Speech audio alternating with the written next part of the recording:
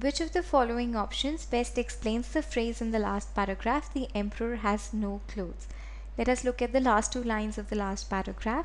They feigned compliance with the party and their leader's latest mantra, but it was evident that the propaganda had lost its power and the emperor had no clothes. They refers to the party scholars who pretend to follow the party leader, but they have lost faith in him. So let us look at the options. From the given options, option D is the best answer as it paraphrases the meaning of the last two lines. Mr. Z is surrounded by supporters and well-wishers who pretend that they believe in his philosophy.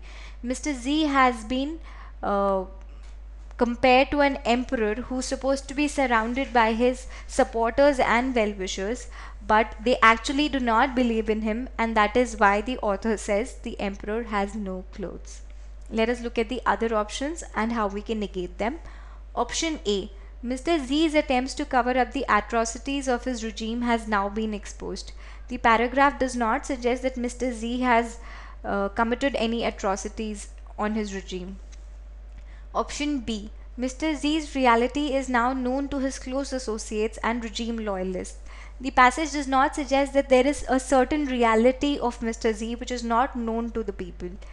So option B is also incorrect. Option C. The endgame of communist rule in China has begun, and Xi Jinping's ruthless measures are only bringing the country closer to a breaking point.